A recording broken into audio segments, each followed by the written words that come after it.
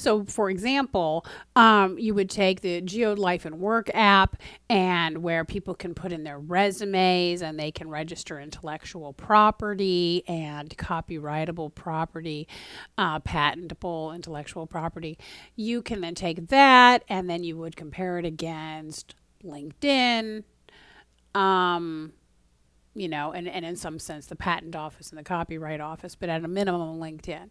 Or you would take a social app and you might compare that against Facebook or Twitter, X, or pick your favorite social that you love to hate. Or you might take, something like Geode's Market app and compare it against Amazon, because similar features, things like that.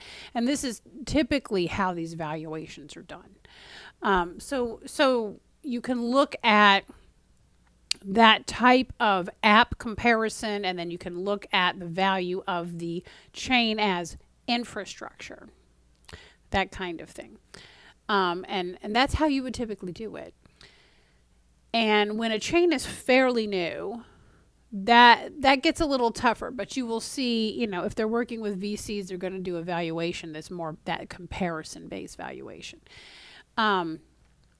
If they've been up and running for a while, then you would probably go with more of a revenue style model, right? How much coin is really moving through there? What kind of transaction fees are being spent on a daily basis, in terms of how much is going to the validator nodes and how much is going into the treasury from that. And so that would give you a pretty good idea of kind of value based on actual users, actual usage of the system, not just usage of the apps, but usage of the infrastructure as well to deploy apps or to transfer coin. And so, although that's a much more complicated and much more real world value based concept than just scarcity or rarity, it's one where you're actually measuring on Ethereum and Geode real value, real potential value, real actual value, comparative value, or actual revenue value. And so that kind of value capture is the sort of thing that, Warren Buffett and Charlie Munger used to get kind of upset about. They'd go, well, there's nothing out there that's practical. There's nobody doing anything practical and useful. To which at this point I would say, hello, hi, we're Geode, and we're doing practical, useful things that capture real value. And so if scarcity is all you've got to back up your coin, then you have to drum up that fear of missing out. And the more you drum up that fear, and there's this thing in Bitcoin called the fear and greed index. Yikes. But that's what the value is based on. It's based on fear and greed. The value of Bitcoin is based on fear and greed. The value of Ethereum is based on actual value being transacted on the chain, whether it's just coin transactions or app usage and app deployment. And similarly on Geode is going to be more of an app comparison at this point in terms of valuation. But this is what we typically see. The large majority of coins do not cap their total supply. Some of them in the beginning, and we're like, can't they change that? Yeah, they could change that. Polkadot's been talking. There was a swirling rumor, a discussion of maybe they should cap supply. They could. They could choose to. Now, if they choose to do that, if they choose to cap their supply, which at the moment, Polkadot is inflationary like Geode and like Ethereum, but they could choose to cap their supply, do a software upgrade, and do that, and try to capitalize on some of that fear of missing out, that scarcity, that fear and greed. I would not like to see that for Geode. I hope that statement ages well. I think the idea of continually minting creates space for everyone to become involved across the world. When you cap the supply, like Bitcoin, we can see now, 15 years later, how that plays out. And it plays out in a way that, who's got the Bitcoin? There's a very small number of people with very large amounts. So over time, it has consolidated into centers of power because of its limited supply. And I suppose that could happen to any coin. But as you continue to print, you have continued opportunity from treasury proposals and doing work and running validators and running nominators for anyone to get in on that and to have possession of that. So that's why at the moment for Geode, I like our inflationary model. I like that we're printing new coin all day, every day with no intention to stop. And so in relation to more prevalent fiats like the US dollar, I am not an economist and this is not financial advice.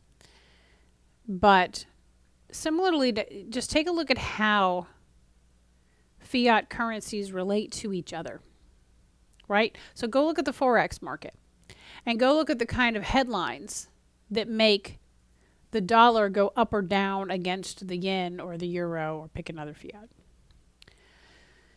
It's all about how these countries are choosing to grow or suppress their own economies.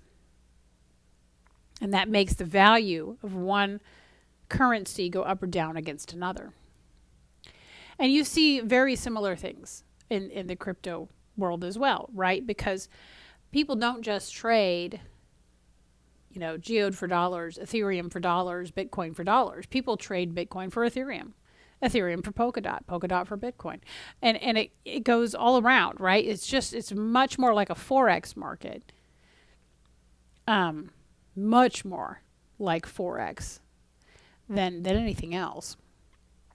And so the value of these different currencies, like if the US, you could argue that value is based on the gross domestic product, the GDP, and some would say, well, that's an outdated measure. And I think you're probably right, but it's sort of what we've got at the moment. The productivity, the value inherently being transferred into and out of the country and around inside the country and things like that, right? So capture of value, it's a bit of a revenue-based model, but more of a value capture.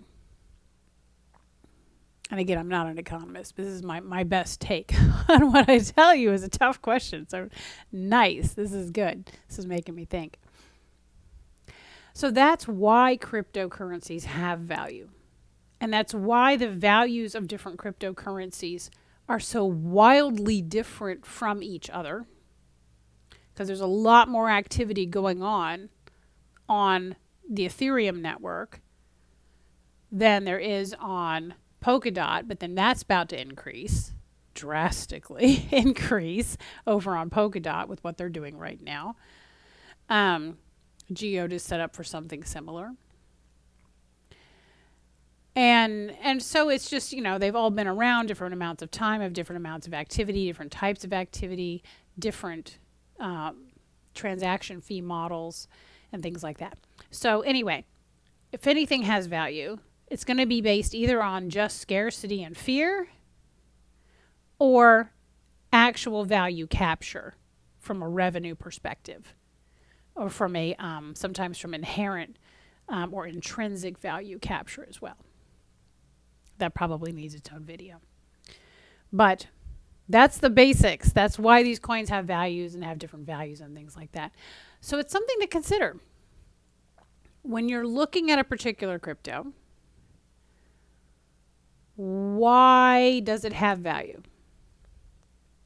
Is it scarcity? Is it fear?